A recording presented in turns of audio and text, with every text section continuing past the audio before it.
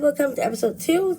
Today is on condominium management hierarchy, and I think everybody should know how it is formed.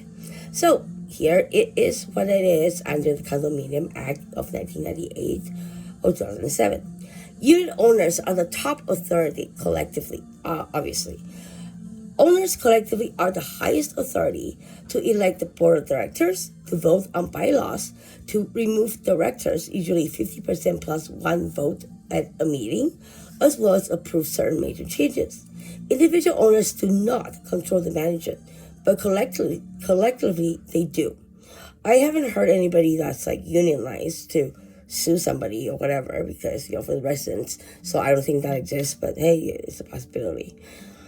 That makes things harder because, anyways, I don't know unions. All right, second, board of directors, which is the governing body. The board is elected by owners, and we make decisions for the corporation. We approve budgets. We enforce the rules. We hire the property managers, and as well as sign contracts when it's necessary. As a board of director, we must act in a good faith, and that's Section 37 of the Condominium Act. Avoid conflict of interest, Section 40, as well as follow the Act, declaration, bylaws, and rules.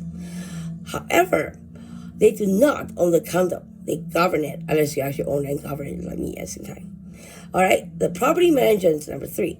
Okay, so licensed professionals. Property managers work for the condo corporation. It takes directions from the board, handle day-to-day operations, I would say from the board as well as the board's lawyer or the corporation's lawyer, coordinate maintenance, send compliance letters, as well as manage finances. This can vary depending on the condo corporation itself, as well as how law firm is formed and how the board of directors is elected. All right, so they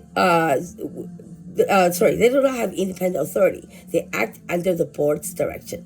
So in Ontario, they must be licensed under the Condominium Management Service Act of 2015. Number 4, the regulators, which are external oversights.